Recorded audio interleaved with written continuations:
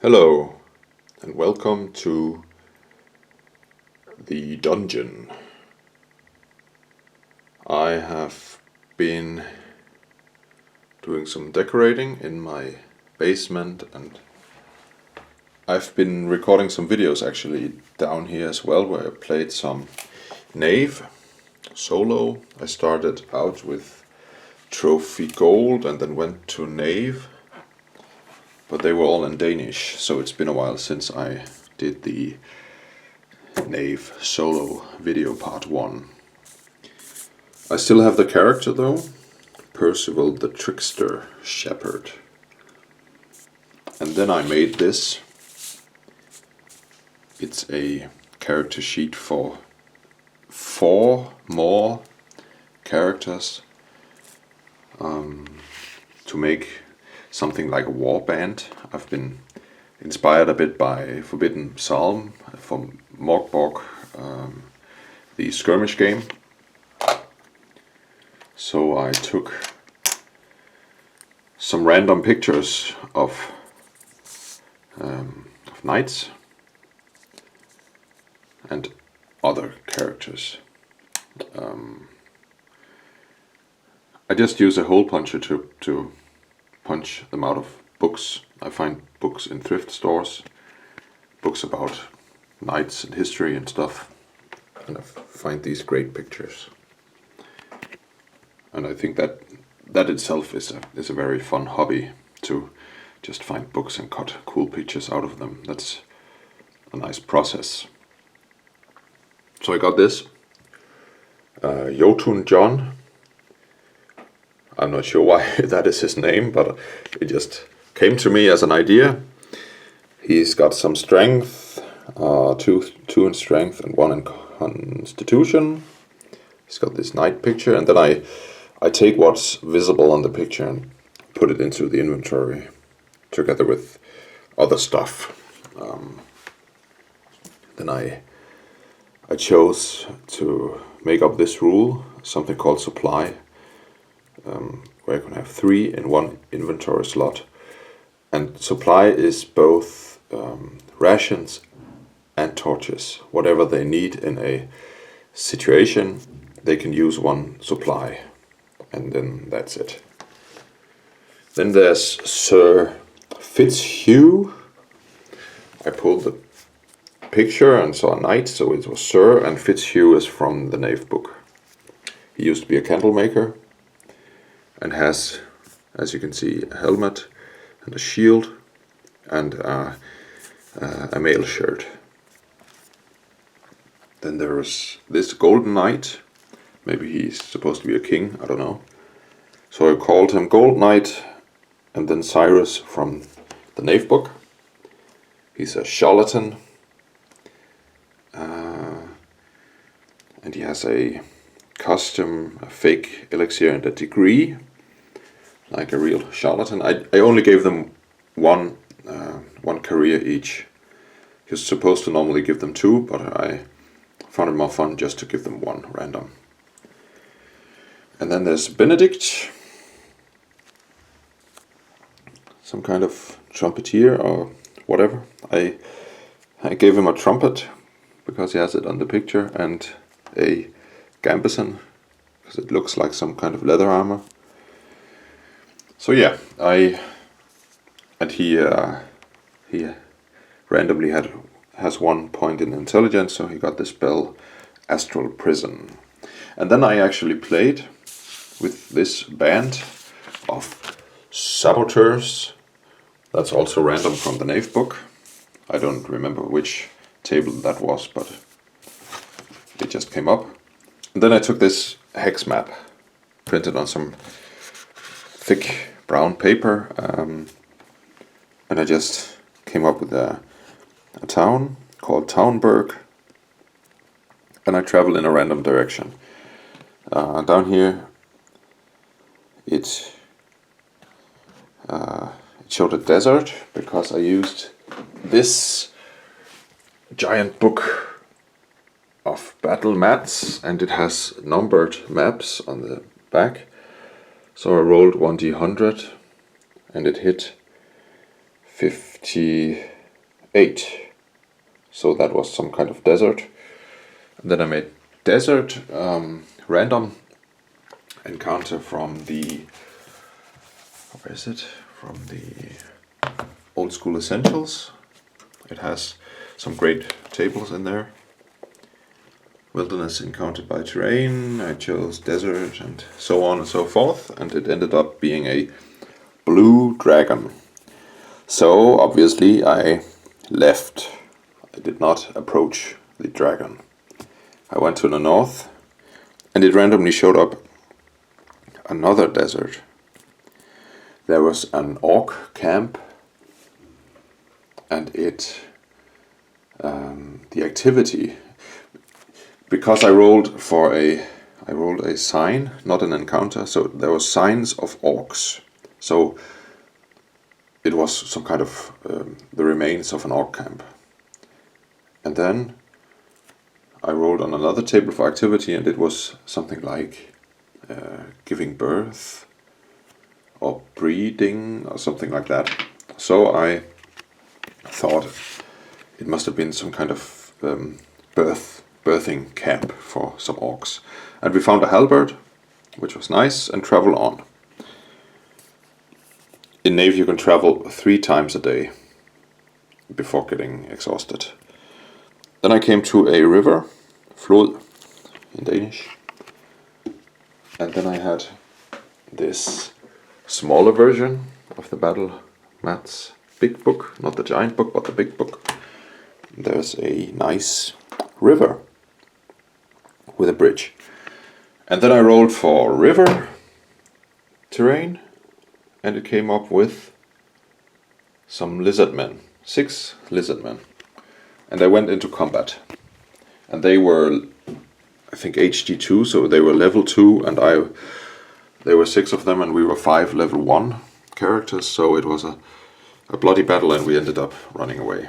And I didn't find it to be that fun, actually, because it was just, I hit you, you hit me, and once more, and again, and again, and again. So I kind of got stuck and very tired in my head. And I don't know what to do about stuff like that.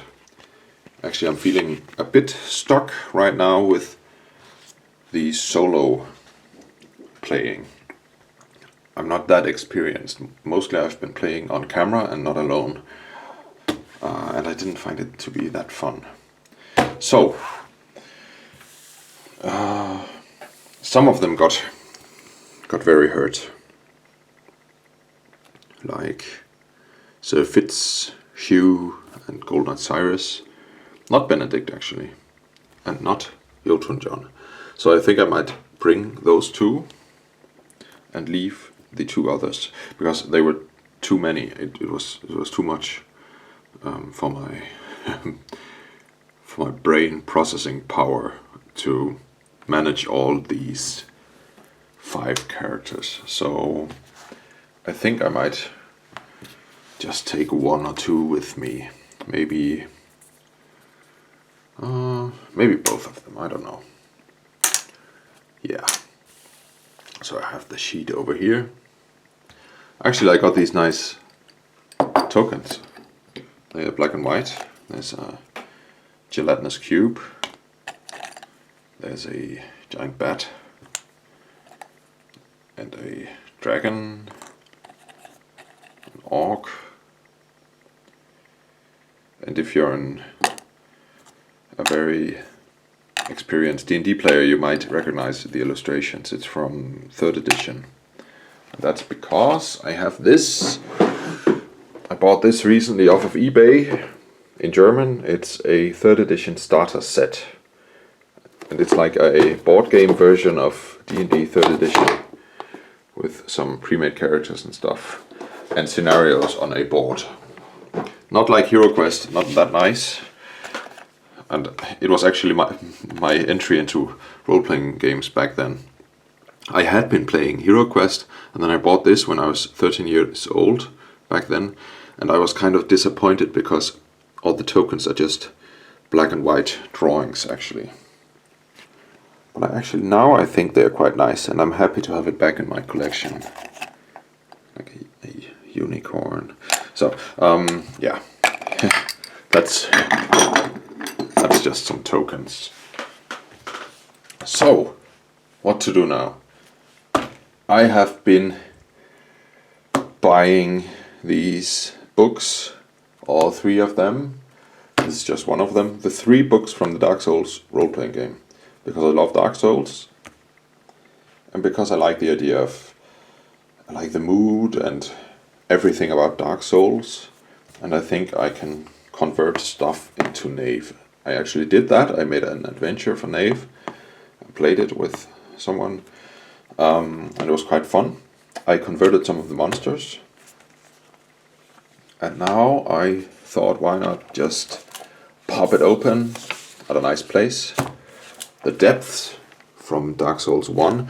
This book is, by the way, mostly Dark Souls 1 places. Actually, only Dark Souls 1 places, I think. It's stuff like key locations. It's Firelink Shrine, Underberg, Depths, Blighttown, Quelax Domain, and Orlando, and so on. So it's Dark Souls 1. Not with all the monsters. The monsters are kind of spread between the 3 books, and not in one book. Although there's one of them called the Book of Strange Beings or Beasts or whatever, but it doesn't have all of them. So, the Depths. The Depths is if you've played Dark Souls, it's a nasty, wet place with nasty basilisks. So it says stuff like, those banished from the Underberg eke out their existence in the depths. A damp, subterranean lair bereft of sunlight.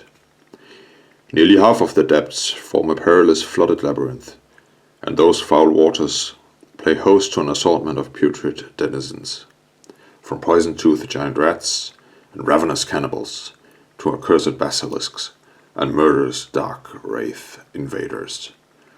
And then there's some more description, and then there's actually a random encounter table. It's all on one page. I don't know the rules for this game. It's based on 5e and changed a lot, I think. I don't have the 5e books, but it's easy enough to convert into some Knave stuff. So let's just roll on this random table. 1d10. 10. So that's 1d2 butchers. I have this homemade d2. 2. So that's 2 butchers. And I think actually that the butchers are in this book. And look at this, it's got so nice illustrations. In the process of converting stuff from this, I found out that I might as well just take, I don't know if I have it here right now. No, I don't think so. Yeah, here it is. I have this art book from a version of Dark Souls, some collector's edition. And it has like all the monsters from Dark Souls 1 in it. And actually you could just take this as inspiration and put some Knave or OSE stats on top of it, and maybe some special attacks like they have in the Dark Souls game. Because to do a conversion, it's when I convert a creature from this to Knave, I tend to think too much about the numbers, and that's actually not necessary, because you can just find a similar creature in one of these games and then just add the cool stuff they do in Dark Souls, the video game. So you could just go to some kind of wiki page about Dark Souls and find out which attacks they do. But let's find the Butcher. Oh, beasts and bosses. The Butcher, page 118. Let's see.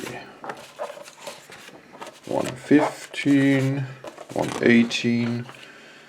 Okay. So we got the butcher. There's no picture. There's not a picture of all the creatures in this book actually, which is a bit of a shame because they do exist.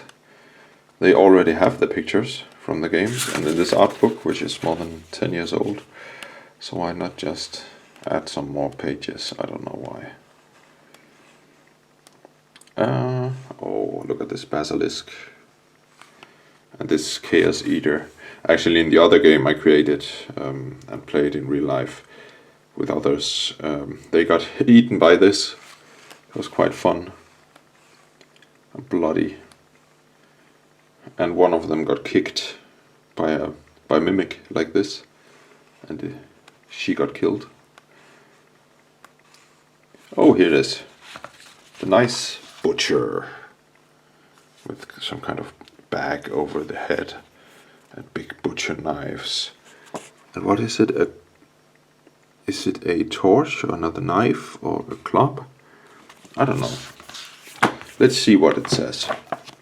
So it has some stats.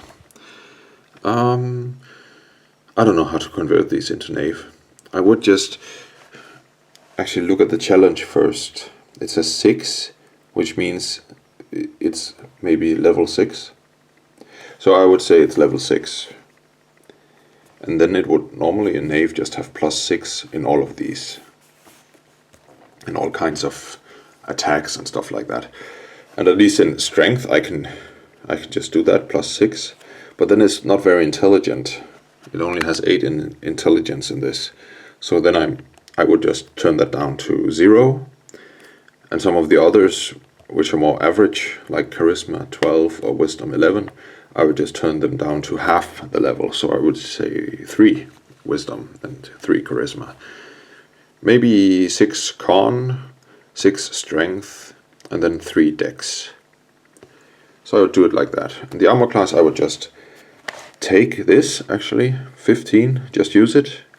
The speed is 30, I think. I think 30 is the standard movement speed in 5e, so I would say 40 because that's standard movement in Knave. Initiative I would ignore. Position is hit points in this system. It's got 9d10 plus 20, which is crazy. I don't know 5e, but that just seems strange. So I would just give it 6d8 hit points. Saving throw, strength +7. Oh, I could just take... It's got +7 strength, although it's only a level 6. So it's very strong. I think that's the point of it. So actually you should just look at the narrative in this. What does it mean that it has a saving throw, strength +7 and 19 strength? It means it's very strong. So give it just a lot of strength in whichever system you use. Let's see. So multi-attack, the butcher makes 2 melee attacks, one with a cleaver and one with a stake. Ah, it was a stake in the other hand. Cool. Cleaver, melee weapon, +7 to hit. Reach 5 feet. 1 target. Okay. And I would give it 1d8 because it's so strong. Not just 1d6 for normal weapon damage. One-handed. I would say because it's strong, it's got 1d8 as a weapon damage. On a successful attack, the target must succeed on a DC 15 strength, saving throw, or be knocked prone. I would just keep that. Maybe actually I would say DC 16, because that's the standard in Knave. Strength, I would just say strength check or prone whenever hit. And stake, it's also +7, 1 target and so on. Piercing damage, I would say maybe that one only deals 1d6 because it's a secondary weapon. If making an attack against a prone target, this attack counts as an automatic critical. Yeah, so attacking a prone character with the stake would deal direct damage in Knave terms. So that's a conversion of the butcher. Very fast. Not not that difficult actually. Some of the others might be more difficult. And then of course you could find the butcher's knife. If you kill those butchers, you could take them, their weapons, maybe even their mask, I don't know. It's an item in the video game at least, but I'm not sure about this. This has sets, armor sets, not just... well, in the video game you can take the shirt, you can take the helmet, you can take the pants. In this you take the entire set as one armor. But let's look into the weapon section. 52. You got some straight swords, curved swords, daggers, whatever. Demon Great Machete. No butchers. Stuff. No. Well, I think it's in one of the other books, which is a bit stupid.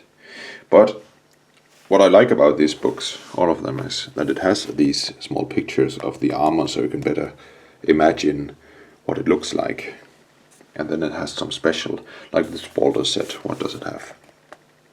AC, I would just say it has, well, chest plate and arm plates. So I would say it's +2. You need strength 14, it says, to use it. You could convert that. You could say you need strength. You could subtract 11, like you always use 11 in Knave, and that would be 3. So you need a strength of 3 to use this Baldur set. And special effect is when wearing the Baldur set, you have +2 AC against all attacks that do not have advantage. You could just use it in Knave like that. And of course, yeah, that's a special effect, and that's why you need some extra to be able to use it. And then there's a bandit set and whatever. Big hat set from Big Hat Logan. Unfortunately, it doesn't have a picture of the hat. Missed opportunity, I think. But all in all, I like the books. They have all the cool stuff from the games, and you can use it just as inspiration if you don't use the rules themselves. Yeah, so I would just use the depths, maybe find a map online for the tokens, I don't know, just imagine it, theater of the mind. You go into this place, you meet 2 butchers. I don't know what to do then. I would get stuck fighting these 2. I would make the battle. I would take some meeples. The 2 butchers versus very small butchers now versus my 3, and I would do the battle. I don't know how to make this battle very interesting, because mostly it is, oh, I hit it, I deal damage, it hits me, it deals damage, and so on. And I need to find some way to make it fun. Maybe you could write down in the comment section if you have an idea how to make it interesting, how to make the situations interesting. But otherwise, this video was mostly about just converting stuff from Dark Souls into Knave, and you can use it to prepare adventures and put some cool stuff from Dark Souls into them. And like I said, I would find the butcher maybe in some wiki, and I would see what does it actually do. Does it have multiple attacks? Maybe give them numbers so you can randomize which attack it uses. So it gets maybe more interesting. So yeah, that was just a quick video about Knave and Dark Souls and characters. Thanks for watching.